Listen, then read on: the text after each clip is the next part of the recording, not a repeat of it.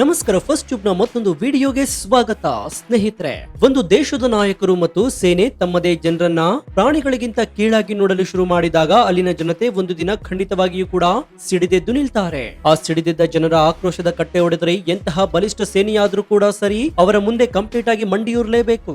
ಭಾರತದ ಅವಿಭಾಜ್ಯ ಅಂಗವಾಗಿರುವಂತಹ ಆದ್ರೆ ಕಾಶ್ಮೀರದ ಅಕ್ರಮ ವಶದಲ್ಲಿರುವಂತಹ ಪಾಕಿಸ್ತಾನ ಆಕ್ರಮಿತ ಕಾಶ್ಮೀರ ಅಂದ್ರೆ ಪಿಒಕೆಯಲ್ಲಿ ಈಗ ಅಕ್ಷರಶಃ ಇಂತಹದ್ದೇ ಒಂದು ಭಾರಿ ದೊಡ್ಡ ಸ್ವಾತಂತ್ರ್ಯ ಸಂಗ್ರಾಮ ಶುರುವಾಗಿದೆ. ಹೌದು, ಇಷ್ಟು ವರ್ಷಗಳ ಕಾಲ ಪಾಕಿಸ್ತಾನದ ಸೇನೆ ಮತ್ತು ಪೊಲೀಸರ ದಬ್ಬಾಳಿಕೆಗೆ ಹೆದರಿ ಸುಮ್ಮನಾಗಿದ್ದಂತಹ ಪಿಒಕೆ ಜನತೆ ಈಗ ರೊಚ್ಚಿಗೆದ್ದಿದ್ದಾರೆ. ಪಾಕಿಸ್ತಾನದ ರೇಂಜರ್ಸ್ ಮತ್ತು ಪೊಲೀಸರ ಮೇಲೆ ಸ್ಥಳೀಯ ನಾಗರಿಕರು ಡೈರೆಕ್ಟ್ ಆಗಿ ಮುಗಿಬಿದ್ದಿದ್ದಾರೆ. ರಸ್ತೆಗಳಲ್ಲಿ ಭಾರಿ ದೊಡ್ಡ ಕಲ್ಲು ತೂರಾಟ, ಬೆಂಕಿ ಹಚ್ಚುವಿಕೆ ಮತ್ತು ಘೋರವಾದ ಕಾಳಗ ಸ್ಫೋಟಗೊಂಡಿದೆ. ಈ ಭೀಕರ ಹೋರಾಟದಲ್ಲಿ ಪೊಲೀಸರು ಮತ್ತು ನಾಗರಿಕರು ಸೇರಿದಂತೆ ಬರೋಬ್ಬರಿ 8 ಮಂದಿ ತಮ್ಮ ಉಸಿರನ್ನ ಶಾಶ್ವತವಾಗಿ ನಿಲ್ಲಿಸಿದ್ದಾರೆ ಎನ್ನುವ ಅತ್ಯಂತ ಕರಾಳ ಮತ್ತು ಬೆಚ್ಚಿ ಬೀಳಿಸುವ ಮಾಹಿತಿ ಹೊರಬಿದ್ದಿದೆ. ಅಷ್ಟಕ್ಕೂ ಪಿಒಕೆಯಲ್ಲಿ ದಿಢೀರಂತ ಇಷ್ಟೊಂದು ಭಾರಿ ದೊಡ್ಡ ಬಂಡಾಯ ಸ್ಫೋಟಗೊಂಡಿದ್ಯಾಕೆ? ಪಾಕಿಸ್ತಾನದ ಪೊಲೀಸರ ಗುಂಡೇಟಿಗೆ 8 ಮುಗ್ಧ ಜೀವಗಳು ಬಲಿಯಾದ ಆ ಕರಾಳ ಘಟನೆಯಂಥದ್ದು. ಗೋಧಿ ಹಿಟ್ಟು ಮತ್ತು ಕರೆಂಟ್ ಬಿಲ್ಗಾಗಿ ಶುರುವಾದ ಹೋರಾಟ ಈಗ ಪಾಕಿಸ್ತಾನದಿಂದ ನಮಗೆ ಸ್ವಾತಂತ್ರ್ಯ ಬೇಕು ಎನ್ನುವ ಕೂಗಾಗಿ ಬದಲಾಗಿದ್ದು ಹೇಗೆ? ಭಾರತ ಪ್ರಧಾನಿ ನರೇಂದ್ರ ಮೋದಿ ಅವರ ಅಭಿವೃದ್ಧಿಯನ್ನ ನೋಡಿ ಪಿಒಕೆ ಜನತೆ ನಮ್ಮನ್ನ ಭಾರತಕ್ಕೆ ಸೇರಿಸಿಕೊಳ್ಳಿ ಅಂತ ಗೋಗರಿತಾ ಇರೋದಾದ್ರೂ ಯಾಕೆ? ಈ ಆಂತರಿಕ ದಂಗೆಯನ್ನ ಮುಚ್ಚಿ ಹಾಕಲು ಪಾಕಿಸ್ತಾನದ ಐಎಸ್ಐ ಹೆಣೆದಿರುವ ಕರಾಳ ಷಡ್ಯಂತ್ರ ಏನು? ಬನ್ನಿ ಇವತ್ತಿನ ಎಕ್ಸ್ಕ್ಲೂಸಿವ್ ಡೀಟೇಲ್ ರಿಪೋರ್ಟ್ ನಲ್ಲಿ ಇಡೀ ದೇಶದ ನಿದ್ದೆಗೆಡಿಸಿರುವ ಈ ಪಿಒಕೆ ಕ್ರಾಂತಿಯ ಪ್ರತಿಯೊಂದು ಗುಟ್ಟನ್ನ ಎಳೆಯಾಗಿ ಬಿಚ್ಚಿಡೋಣ.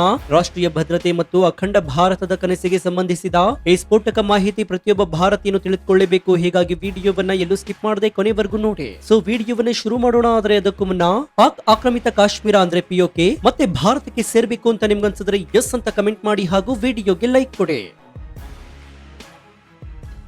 ಸ್ನೇಹಿತರೆ, ಈ ಭಾರಿ ದೊಡ್ಡ ಜಿಯೋಪೊಲಿಟಿಕಲ್ ಡ್ರಾಮಾದ ಅಸಲಿ ಕಥೆ ಅರ್ಥವಾಗಬೇಕಾದ್ರೆ ನೀವು ಮೊದಲು ಪಾಕಿಸ್ತಾನ ಆಕ್ರಮಿತ ಕಾಶ್ಮೀರದ ಜನರ ಮೇಲೆ ಪಾಕಿಸ್ತಾನ ಮಾಡ್ತಾ ಇರುವಂತಹ ದಶಕಗಳ ಅನ್ಯಾಯವನ್ನ ಅರ್ಥ ಮಾಡ್ಕೊಳ್ಬೇಕಾಗತ್ತೆ. ಪಿಒಕೆ ಪ್ರದೇಶ ನೈಸರ್ಗಿಕ ಸಂಪನ್ಮೂಲಗಳಿಂದ ಕಂಪ್ಲೀಟ್ ಆಗಿ ಶ್ರೀಮಂತವಾಗಿರುವ ಜಾಗ. ಅಲ್ಲಿನ ನದಿಗಳಿಂದ ಪಾಕಿಸ್ತಾನಕ್ಕೆ ಭಾರಿ ಪ್ರಮಾಣದ ವಿದ್ಯುತ್ ಉತ್ಪಾದನೆಯಾಗುತ್ತೆ. ಆದ್ರೆ ಅಸಲಿ ದುರಂತ ಏನಂದ್ರೆ, ಯಾವ ಪಿಒಕೆ ಜನರ ಜಾಗದಿಂದ ವಿದ್ಯುತ್ ಉತ್ಪಾದನೆ ಆಗುತ್ತೆಯೋ ಅದೇ ಜನರಿಗೆ ಪಾಕಿಸ್ತಾನ ಸರ್ಕಾರ ಹಗಲು ದರೋಡೆಯ ರೇಟ್ ನಲ್ಲಿ ಕರೆಂಟ್ ಬಿಲ್ ಅನ್ನ ಕೊಡುತ್ತೆ. ಇನ್ನು ಅಲ್ಲಿನ ಜನರಿಗೆ ತಿನ್ನಲು ಗೋಧಿ ಹಿಟ್ಟಿಲ್ಲ, ಕುಡಿಯಲು ಶುದ್ಧ ನೀರಿಲ್ಲ. ಅಲ್ಲಿನ ಸಂಪನ್ಮೂಲಗಳನ್ನ ಪಂಜಾಬ್ ಮತ್ತು ಇಸ್ಲಾಮಾಬಾದ್ ನ ನಾಯಕರು ಲೂಟಿ ಮಾಡ್ತಾ ಇದ್ದಾರೆ. ಈ ಮಲತಾಯಿ ಧೋರಣೆ ಪಿಒಕೆ ಜನರಲ್ಲಿ ಒಂದು ಭಾರಿ ದೊಡ್ಡ ಜ್ವಾಲಾಮುಖಿಯನ್ನ ಸ್ಫೋಟಿಸಿದೆ. ಈ ಜ್ವಾಲಾಮುಖಿ ಈಗ ಕಂಪ್ಲೀಟ್ ಆಗಿ ಸ್ಫೋಟಗೊಂಡಿದ್ದು ಜಾಯಿಂಟ್ ಅವಾಮಿ ಆಕ್ಷನ್ ಕಮಿಟಿ ಎನ್ನುವಂತಹ ಸಂಘಟನೆಯ ನೇತೃತ್ವದಲ್ಲಿ ಪಿಒಕೆಯ ಮೂಲೆ ಮೂಲೆಯಲ್ಲಿ ಲಕ್ಷಾಂತರ ಜನ ಬೀದಿಗಿಳಿದು ಹೋರಾಟ ಶುರು ಮಾಡಿದ್ದಾರೆ. ಸಬ್ಸಿಡಿ ದರದಲ್ಲಿ ಗೋಧಿ ಹಿಟ್ಟು ಕೊಡಬೇಕು, ವಿಪರೀತವಾಗಿ ಏರಿಕೆ ಮಾಡಿರುವ ಕರೆಂಟ್ ಬಿಲ್ ಅನ್ನ ಕಂಪ್ಲೀಟ್ ಆಗಿ ಕಮ್ಮಿ ಮಾಡಬೇಕು, ಹೀಗಂತ ಮುಜಾಫರಾಬಾದ್ ಮತ್ತು ಇತರ ಪ್ರಮುಖ ನಗರಗಳಲ್ಲಿ ಭಾರಿ ದೊಡ್ಡ ಲಾಂಗ್ ಮಾರ್ಚ್ ಶುರುವಾಗಿದೆ. ಅಂಗಡಿ ಮುಂಗಟ್ಟುಗಳನ್ನ ಕಂಪ್ಲೀಟ್ ಆಗಿ ಬಂದ್ ಮಾಡಿ ಇಡೀ ಪಿಒಕೆ ಆಡಳಿತ ಯಂತ್ರವನ್ನ ಅಕ್ಷರಶಃ ಸ್ತಬ್ಧಗೊಳಿಸಿದ್ದಾರೆ. ಇದು ಪಾಕಿಸ್ತಾನದ ಸೇನೆ ಮತ್ತು ಸರ್ಕಾರಕ್ಕೆ ಅಕ್ಷರಶಃ ನುಂಗಲಾರದ ತುತ್ತಾಗಿ ಪರಿಣಮಿಸಿತ್ತು. ಶಾಂತಿಯುತವಾಗಿ ಪ್ರತಿಭಟನೆ ಮಾಡ್ತಾ ಇದ್ದ ಜನರ ಮೇಲೆ ಪಾಕಿಸ್ತಾನ ಸರ್ಕಾರ ತನ್ನ ಎಂದಿನ ಕರಾಳ ಬುದ್ಧಿಯನ್ನು ತೋರಿಸಲು ಮುಂದಾಯಿತು. ಪ್ರತಿಭಟನೆಯನ್ನ ಹತ್ತಿಕ್ಕಲು ಪಾಕಿಸ್ತಾನದ ಅರೆ ಸೇನೆ ಪಡೆಯಾದ ರೇಂಜರ್ಸ್ ಮತ್ತು ಭಾರಿ ಸಂಖ್ಯೆಯ ಪೊಲೀಸ್ ಪಡೆಯನ್ನ ಪಿಒಕೆಗೆ ಕಳುಹಿಸಲಾಯಿತು. ಆದ್ರೆ ಈ ಬಾರಿ ಪಿಒಕೆ ಜನತೆ ಸೇನೆಯ ಬಂದೂಕುಗಳಿಗೆ ಹೆದರಲಿಲ್ಲ. ಯಾವಾಗ ಪೊಲೀಸರು ಜನರ ಮೇಲೆ ಲಾಠಿ ಚಾರ್ಜ್ ಮತ್ತು ಅಶ್ರುವಾಯು ಪ್ರಯೋಗ ಮಾಡಲು ಶುರು ಮಾಡಿದ್ರು, ಆಗ ಜನರು ಕಂಪ್ಲೀಟ್ ಆಗಿ ರೊಚ್ಚಿಗೆಳ್ತಾರೆ. ಪೊಲೀಸರ ಮೇಲೆ ಭಾರಿ ದೊಡ್ಡ ಪ್ರಮಾಣದಲ್ಲಿ ಕಲ್ಲು ತೂರಾಟ ಶುರುವಾಗುತ್ತೆ. ಪೊಲೀಸ್ ವಾಹನಗಳಿಗೆ ಬೆಂಕಿ ಹಚ್ಚಲಾಯಿತು. ರಸ್ತೆಗಳು ಅಕ್ಷರಶಃ ರಣರಂಗವಾಗಿ ಬದಲಾದವು. ಪಾಕಿಸ್ತಾನ ಸೇನೆ ಮತ್ತು ಸ್ಥಳೀಯರ ನಡುವೆ ಈ ಘೋರ ಕಾಳಗ ಇಡೀ ಪ್ರಪಂಚವನ್ನ ಬೆಚ್ಚಿ ಬೀಳಿಸಿದೆ. ಈ ಭೀಕರ ಕಾಳಗದ ಅತಿ ದೊಡ್ಡ ಕರಾಳ ಸತ್ಯ ಅಂತಂದ್ರೆ ಇದರಲ್ಲಿ ಆಗಿರುವ ಪ್ರಾಣಹಾನಿ. ಜನರ ಆಕ್ರೋಶವನ್ನ ಕಂಟ್ರೋಲ್ ಮಾಡಲು ಸಾಧ್ಯವಾಗದ ಪೊಲೀಸರು ಏಕಾಏಕಿ ಮುಗ್ಧ ಜನರ ಮೇಲೆ ಡೈರೆಕ್ಟ್ ಆಗಿ ಗುಂಡಿನ ದಾಳಿಯನ್ನು ನಡೆಸಿದ್ದಾರೆ. ಈ ಗುಂಡಿನ ಕಾಳಗದಲ್ಲಿ ಭದ್ರತಾ ಸಿಬ್ಬಂದಿ ಮತ್ತು ಸ್ಥಳೀಯ ನಾಗರಿಕರು ಸೇರಿದಂತೆ ಬರೋಬ್ಬರಿ 8 ಮಂದಿ ತಮ್ಮ ಉಸಿರನ್ನ ಶಾಶ್ವತವಾಗಿ ನಿಲ್ಲಿಸಿದ್ದಾರೆ ಎನ್ನುವ ಆಘಾತಕಾರಿ ರಿಪೋರ್ಟ್ ಹೊರಬಿದ್ದಿದೆ. 100ಕ್ಕೂ ಹೆಚ್ಚು ಜನರಿಗೆ ಗಂಭೀರವಾದ ಗಾಯಗಳಾಗಿವೆ. ಆಸ್ಪತ್ರೆಗಳು ರೋಗಿಗಳಿಂದ ತುಂಬಿ ತುಳುಕ್ತಾ ಇವೆ. ಸ್ವಂತ ದೇಶದ ಜನರ ಮೇಲೆಯೇ ಗುಂಡು ಹಾರಿಸುವ ಪಾಕಿಸ್ತಾನದ ಈ ಕ್ರೂರ ಮತ್ತು ರಾಕ್ಷಸಿ ಪ್ರವೃತ್ತಿ ಮತ್ತೊಮ್ಮೆ ಇಡೀ ಜಗತ್ತಿನ ಮುಂದೆ ಬಟಾಬೈಲಾಗಿದೆ. ಗುಂಡಿನ ದಾಳಿಯ ನಂತರ ಪಿಒಕೆ ಜನರ ಹೋರಾಟ ಕೇವಲ ಕರೆಂಟ್ ಬಿಲ್ ಮತ್ತು ಗೋಧಿ ಹಿಟ್ಟಿಗಾಗಿ ಸೀಮಿತವಾಗಿ ಉಳಿದಿಲ್ಲ. ಅದು ಈಗ ಡೈರೆಕ್ಟ್ ಆಗಿ ಪಾಕಿಸ್ತಾನದಿಂದ ಸ್ವಾತಂತ್ರ್ಯ ಬೇಕು ಎನ್ನುವ ಕೂಗಾಗಿ ಬದಲಾಗಿದೆ. ಪಾಕಿಸ್ತಾನದಿಂದ ನಮಗೆ ಆಜಾದಿ ಬೇಕು, ಪಾಕಿಸ್ತಾನದ ಸೇನೆ ನಮ್ಮ ನೆಲದಿಂದ ತೊಲಗಬೇಕು ಎಂದು ಲಕ್ಷಾಂತರ ಜನ ಘೋಷಣೆ ಕೂಗ್ತಾ ಇದ್ದಾರೆ. ನಾವು ಗಡಿ ನಿಯಂತ್ರಣ ರೇಖೆಯನ್ನ ಅಂದ್ರೆ ಎಲ್ಒಸಿಯನ್ನ ಮುರಿದು ಭಾರತದ ಕಡೆಗೆ ಹೋಗ್ತಾ ಇದ್ದೀವಿ, ನಮಗೆ ಭಾರತದ ಜೊತೆ ಸೇರ್ಬೇಕು ಎನ್ನುವ ಭಾರಿ ದೊಡ್ಡ ಕೂಗು ಪಿಒಕೆಯಲ್ಲಿ ಮುಗಿಲು ಮುಟ್ಟಿದೆ. ಇದು ಇಸ್ಲಾಮಾಬಾದ್ ನಲ್ಲಿ ಕುಳಿತಿರುವ ಪಾಕಿಸ್ತಾನದ ನಾಯಕರ ಎದೆಯಲ್ಲಿ ನಡಕವನ್ನು ಹುಟ್ಟಿಸಿದೆ. ಅಷ್ಟಕ್ಕೂ ಪಿಒಕೆ ಜನರಿಗೆ ದಿಢೀರಂತ ಭಾರತದ ಮೇಲೆ ಇಷ್ಟೊಂದು ಪ್ರೀತಿ ಬರಲು ಅಸಲಿ ಕಾರಣವೇನು? ಅದಕ್ಕೆ ಕಾರಣ ಭಾರತದ ಜಮ್ಮು ಕಾಶ್ಮೀರದಲ್ಲಿ ಆಗ್ತಾ ಇರುವ ಭಾರಿ ದೊಡ್ಡ ಅಭಿವೃದ್ಧಿ. ಭಾರತ ಸರ್ಕಾರ ಸರ್ಕಾರ ಆರ್ಟಿಕಲ್ 370 ರದ್ದು ಮಾಡಿದ ನಂತರ ಜಮ್ಮು ಕಾಶ್ಮೀರದಲ್ಲಿ ಸಾವಿರಾರು ಕೋಟಿ ರೂಪಾಯಿಗಳ ಬಂಡವಾಳ ಹೂಡಿಕೆಯಾಗಿದೆ. G20 ಶೃಂಗಸಭೆ ನಡೆದಿದೆ. ಪ್ರವಾಸೋದ್ಯಮ ಭಾರಿ ದೊಡ್ಡ ಮಟ್ಟದಲ್ಲಿ ಬೆಳೆದಿದೆ. ಕಾಶ್ಮೀರದ ಜನತೆಗೆ ಶಾಂತಿ ಮತ್ತು ನೆಮ್ಮದಿಯಿಂದ ಅತ್ಯಾಧುನಿಕ ಜೀವನ ನಡೆಸ್ತಾ ಇದ್ದಾರೆ. ಇದೆಲ್ಲವನ್ನು ಸೋಷಿಯಲ್ ಮೀಡಿಯಾದಲ್ಲಿ ನೋಡ್ತಾ ಇರುವ POK ಯುವಕರಿಗೆ ನಾವು ಎಂತಹ ಭಿಕ್ಷುಕ ರಾಷ್ಟ್ರದ ಜೊತೆಗೆ ಸಿಕ್ಕಾಕೊಂಡಿದ್ದೀವಿ ಎನ್ನುವ ಅಸಲಿ ವಾಸ್ತವ ಈಗ ಕಂಪ್ಲೀಟ್ ಆಗಿ ಅರ್ಥವಾಗಿದೆ. ತನ್ನ ಮರ್ಯಾದೆ ಇಡೀ ಪ್ರಪಂಚದ ಮುಂದೆ ಹರಾಜಾಗ್ತಾ ಇದೆ ಅಂತ ಗೊತ್ತಾದ ತಕ್ಷಣ ಪಾಕಿಸ್ತಾನ ತನ್ನ ಹಳೆಯ ಚಾಳಿಯನ್ನ ಮುಂದುವರೆಸಿದೆ. POKಯಲ್ಲಿ ನಡೀತಾ ಇರುವ ಭಾರಿ ದೊಡ್ಡ ದಂಗೆಯ ಮಾಹಿತಿ ಹೊರ ಜಗತ್ತಿಗೆ ತಿಳಿಯಬಾರದು ಎನ್ನುವ ಕಾರಣಕ್ಕಾಗಿ ಇಡೀ POKಯಲ್ಲಿ ಇಂಟರ್ನೆಟ್ ಸಂಪರ್ಕವನ್ನ ಮತ್ತು ಮೊಬೈಲ್ ನೆಟ್ವರ್ಕ್ ಅನ್ನ ಕಂಪ್ಲೀಟ್ ಆಗಿ ಕಟ್ ಮಾಡಲಾಗಿದೆ. ಯಾವುದೇ ನ್ಯೂಸ್ ಚಾನೆಲ್ಗಳು ಈ ಹೋರಾಟವನ್ನು ಪ್ರಸಾರ ಮಾಡದಂತೆ ISI ಕಟ್ಟುನಿಟ್ಟಿನ ವಾರ್ನಿಂಗ್ ಕೊಟ್ಟಿದೆ. ಇದು ಪ್ರಜಾಪ್ರಭುತ್ವದ ಹಕ್ಕುಗಳನ್ನ ಹತ್ತಿಕ್ಕುವ ಪಾಕಿಸ್ತಾನದ ಭಾರಿ ದೊಡ್ಡ ಕರಾಳ ಮುಖವಾಡವಾಗಿದೆ. ಪಾಕಿಸ್ತಾನ ಸರ್ಕಾರ ಈಗ POK ಜನರಿಗೆ ಸಹಾಯ ಮಾಡೋಣ ಅಂತ ಅಂದ್ರೂ ಕೂಡ ಅವರ ಬಳಿ ಒಂದು ಬಿಡುಗಾಸಿಲ್ಲ. ಪಾಕಿಸ್ತಾನ ಕಂಪ್ಲೀಟ್ ಆಗಿ ಆರ್ಥಿಕ ದಿವಾಳಿಯಾಗಿದೆ. ಅಂತಾರಾಷ್ಟ್ರೀಯ ಹಣಕಾಸು ನಿಧಿ ಅಂದ್ರೆ IMF ನ ಸಾಲದ ಕಂತು ಕಟ್ಟಲು ಪಾಕಿಸ್ತಾನದ ಬಳಿ ದುಡ್ಡಿಲ್ಲ. ಇಂತಹ ಭಿಕ್ಷುಕ ರಾಷ್ಟ್ರದ ನಾಯಕರು ಕೇವಲ ಐಷಾರಾಮಿ ಜೀವನ ನಡೆಸ್ತಾ ಇದ್ದಾರೆ. ಆದ್ರೆ ಜನಸಾಮಾನ್ಯರು ಒಂದು ಹೊತ್ತಿನ ಊಟಕ್ಕಾಗೂ ಪರದಾಡ್ತಾ ಇದ್ದಾರೆ. ಹೀಗಿರುವಾಗ POK ಜನರಿಗೆ ಸಬ್ಸಿಡಿ ಕೊಡುವ ಪ್ರಶ್ನೆಯೇ ಉದ್ಭವ ಆಗೋದಿಲ್ಲ. ಪಾಕಿಸ್ತಾನದ ಈ ಆರ್ಥಿಕ ಪತನವೇ ಈ ಭಾರಿ ದೊಡ್ಡ ಕ್ರಾಂತಿಗೆ ಅಸಲಿ ಮೂಲ ಕಾರಣವಾಗಿದೆ. POKಯಲ್ಲಿ ನಡೀತಾ ಇರುವಂತಹ ಈ ಪ್ರತಿಯೊಂದು ಬೆಳವಣಿಗೆಯನ್ನ ಭಾರತ ಗುಪ್ತಚರ ಇಲಾಖೆ ಮತ್ತು ವಿದೇಶಾಂಗ ಸಚಿವಾಲಯ ಅತ್ಯಂತ ಸೂಕ್ಷ್ಮವಾಗಿ ಗಮನಿಸ್ತಾ ಇದೆ.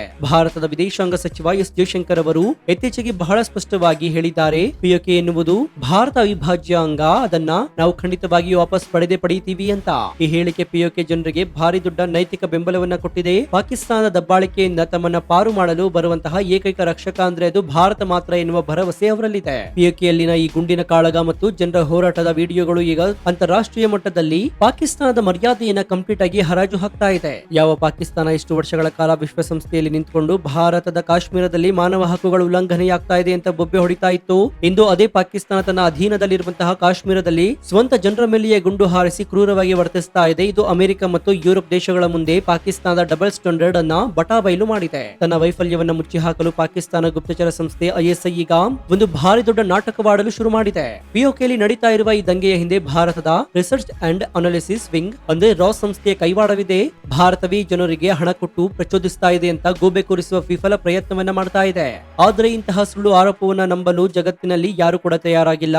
ಅವರ ಹೊಟ್ಟೆಯ ಹಸಿವಿಗೆ ಭಾರತ ಕಾರಣವಲ್ಲ, ನಿಮ್ಮ ಭ್ರಷ್ಟಾಚಾರ ಕಾರಣ ಅನ್ನೋದು ಪಾಕಿಸ್ತಾನದ ಮಾಧ್ಯಮಗಳೇ ಈಗ ಡೈರೆಕ್ಟ್ ಆಗಿ ಒಪ್ಪಿಕೊಳ್ತಾ ಇವೆ. ಈ ಹೋರಾಟದಲ್ಲಿ POK ಯುವಕರ ಪಾತ್ರ ಬಹಳ ನಿರ್ಣಾಯಕವಾಗಿದೆ. ಅವರು ಪಾಕಿಸ್ತಾನದ ಸೇನೆಗೆ ಬಹಳ ಸ್ಪಷ್ಟವಾದ ಒಂದು ಎಚ್ಚರಿಕೆಯನ್ನು ಕೊಟ್ಟಿದ್ದಾರೆ. ನಿಮ್ಮ ಲಾಠಿ ಮತ್ತು ಬಂದೂಕುಗಳಿಗೆ ನಾವು ಹೆದರುವ ಕಾಲ ಮುಗ್ದೋಗಿದೆ. ನಮ್ಮ ಹಕ್ಕುಗಳನ್ನ ಕೊಡುವವರೆಗೆ ನಾವು ರಸ್ತೆ ಬಿಟ್ಟು ಕದಲೋದಿಲ್ಲ. ಪಾಕಿಸ್ತಾನದ ಸೇನೆ ನಮ್ಮನ್ನ ಶತ್ರುಗಳಂತೆ ನೋಡ್ತಾ ಇದೆ. ಹೀಗಿರುವಾಗ ನಾವು ಪಾಕಿಸ್ತಾನ ಜೊತೆ ಇರಲು ಯಾವುದೇ ಕಾರಣಕ್ಕೂ ಸಾಧ್ಯವಿಲ್ಲ ಅಂತ ಕಡ್ಡಿ ಮುಡದಂತೆ ಹೇಳಿದ್ದಾರೆ. ಇದು POKಯಲ್ಲಿ ಪಾಕಿಸ್ತಾನದ ಆಡಳಿತದ ಅಂತ್ಯದ ಆರಂಭ ಎನ್ನುವುದನ್ನ ಸ್ಪಷ್ಟ ತೋರಿಸ್ತಾ ಇದೆ. ಮುಂದಿನ ದಿನಗಳಲ್ಲಿ POKಯಲ್ಲಿ ಈ ಪರಿಸ್ಥಿತಿ ಮತ್ತಷ್ಟು ಕೈಮೀರುವ ಎಲ್ಲಾ ಲಕ್ಷಣಗಳು ಕೂಡ ಕಾಣ್ತಾ ಇದೆ.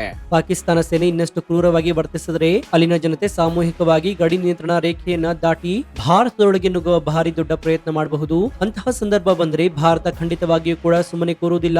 ಭಾರತದ ಸೇನೆ POKಯೊಳಗೆ ನುಗ್ಗಿ ಅದನ್ನ ಕಂಪ್ಲೀಟ್ ಆಗಿ ವಶಪಡಿಸಿಕೊಳ್ಳುವ ಭಾರಿ ದೊಡ್ಡ ಮೆಗಾ ಆಪರೇಷನ್ ನಡೆದ್ರೂ ಕೂಡ ಆಶ್ಚರ್ಯ ಪಡಬೇಕಾಗಿಲ್ಲ.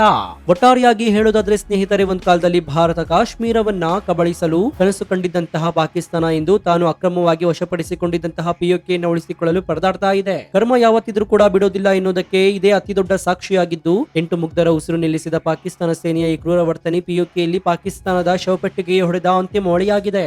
ಅಖಂಡ ಭಾರತದ ನಕ್ಷೆಯಲ್ಲಿ POK ಕಂಪ್ಲೀಟ್ ಆಗಿ ಸೇರ್ಪಡೆಯಾಗುವ ಈ ಸುವರ್ಣ ಘಳಿಗೆ ಬಹಳ ಹತ್ತಿರದಲ್ಲಿದೆ ಎನ್ನುವುದೇ ನಮ್ಮೆಲ್ಲರ ಭಾರಿ ದೊಡ್ಡ ಆಶಯವಾಗಿದೆ. ಸೊ ನಿಮ್ಗೇನನ್ಸುತ್ತೆ? ಹಕ್ಕುಗಳಿಗಾಗಿ ಹೋರಾಟ ಮಾಡ್ತಾ ಇದ್ದ POK ಜನರ ಮೇಲೆ ಪಾಕಿಸ್ತಾನ ಸೇನೆ ಗುಂಡು ಹಾರಿಸಿ 8 ಜನರ ಉಸಿರು ನಿಲ್ಲಿಸಿರುವ ಈ ಘೋರ ದೌರ್ಜನ್ಯ ಇಡೀ ಮನುಕುಲಕ್ಕೆ ಮಾಡಿದಂತಹ ದೊಡ್ಡ ಅಪಮಾನ ಅಂತ ನಿಮ್ಗನ್ಸುತ್ತಾ? ಪಾಕಿಸ್ತಾನ ದಿವಾಳಿತನವನ್ನ ನೋಡಿ POK ಜನತೆ ನಮ್ಮನ್ನ ಭಾರತಕ್ಕೆ ಸೇರಿಸಿಕೊಳ್ಳಿ ಅಂತ ಕೂಗ್ತಾ ಇರುವುದು ಮೋದಿಯವರ ಅಭಿವೃದ್ಧಿ ಆಡಳಿತಕ್ಕೆ ಸಿಕ್ಕ ಅತಿ ದೊಡ್ಡ ಗೆಲುವು ಅಂತ ನಿಮ್ಗನ್ಸುತ್ತಾ? ಇದೇ ಸರಿಯಾದ ಸಮಯ ಅಂತ ಭಾರತೀಯ ಸೇನೆ POK ಒಳಗೆ ನುಗ್ಗಿ ಆ ಜಾಗವನ್ನ ಕಂಪ್ಲೀಟ್ ಆಗಿ ವಶಪಡಿಸಿಕೊಂಡು ಅಖಂಡ ಭಾರತದ ಕನಸನ್ನ ನನಸು ಮಾಡಬೇಕು ಅಂತ ನಿಮ್ಗನ್ಸುತ್ತಾ? ಈಗಲೇ ನಿಮ್ಮ ಅತ್ಯಂತ ಪ್ರಮುಖವಾದ ತಾರ್ಕಿಕ ಲೆಕ್ಕಾಚಾರ ಮತ್ತು ಪ್ರಾಮಾಣಿಕ ಅನಿಸಿಕೆಯನ್ನು ಕಮೆಂಟ್ ಬಾಕ್ಸ್ ನಲ್ಲಿ ತಪ್ಪದೆ ತಿಳಿಸಿ ಮುಕ್ತವಾಗಿ ಚರ್ಚಿಸೋಣ. ಭಾರತದ ರಾಷ್ಟ್ರೀಯ ಭದ್ರತೆ ಮತ್ತು ಅಖಂಡ ಭಾರತದ ಕನಸನ್ನ ಎತ್ತಿ ಹಿಡಿಯುವಂತಹ ಈ ಸ್ಫೋಟಕ ರಿಪೋರ್ಟ್ ಇಡೀ ದೇಶಕ್ಕೆ ತಲುಪುವಂತೆ ಹೆಮ್ಮೆಯಿಂದ ವಿಡಿಯೋವನ್ನ ನಿಮ್ಮ ವಾಟ್ಸ್ಆಪ್ ಫೇಸ್ಬುಕ್ ಗ್ರೂಪ್ ಗಳಲ್ಲಿ ಮರೆಯದೆ ಶೇರ್ ಮಾಡಿ. ಇದೇ ರೀತಿ ರಾಜಕೀಯ ವಿಶ್ಲೇಷಣೆ, ರಾಷ್ಟ್ರೀಯ ಭದ್ರತೆ ಮತ್ತು ಜಿಯೋ ಪೊಲಿಟಿಕ್ಸ್ ನ ನಿಷ್ಪಕ್ಷಪಾತ, ತ್ವರಿತ ಮತ್ತು ಅತ್ಯಂತ ಡೀಟೇಲ್ ಆದ ರಿಪೋರ್ಟ್ ಗಳಿಗಾಗಿ ನಿಮ್ಮ ನೆಚ್ಚಿನ ಫಸ್ಟ್ ಟ್ಯೂಬ್ ಯೂಟ್ಯೂಬ್ ಚಾನಲ್ ಅನ್ನು ಈಗಲೇ ಸಬ್ಸ್ಕ್ರೈಬ್ ಮಾಡಿಕೊಂಡು ಪಕ್ಕದಲ್ಲಿರುವಂತಹ ಬೆಲ್ ಐಕಾನ್ ಅನ್ನು ಪ್ರೆಸ್ ಮಾಡಿ. ಇದರಿಂದ ನಾವು ಹಾಕುವ ಹೊಸ ವಿಡಿಯೋಗಳ ನೋಟಿಫಿಕೇಶನ್ ಮೊದಲು ನಿಮಗೆ ಸಿಗುತ್ತೆ. ಮತ್ತೊಂದು ಸ್ಫೋಟಕ ಜಿಯೋ ಪೊಲಿಟಿಕಲ್ ವಿಡಿಯೋದೊಂದಿಗೆ ನಿಮ್ಮನ್ನ ಭೇಟಿಯಾಗ್ತೀವಿ. ಅಲ್ಲಿಯವರೆಗೂ ಎಚ್ಚರದಿಂದ ಇರಿ, ನಮ್ಮ ದೇಶದ ಭದ್ರತೆಯನ್ನ ಬೆಂಬಲಿಸಿ. ಇದಾಗಿತ್ತು ಈ ಕ್ಷಣದ ವಿಶೇಷ. ನೋಡ್ತಾ ಇರಿ ಫಸ್ಟ್ ಟ್ಯೂಬ್ ಕನ್ನಡ. ಧನ್ಯವಾದ.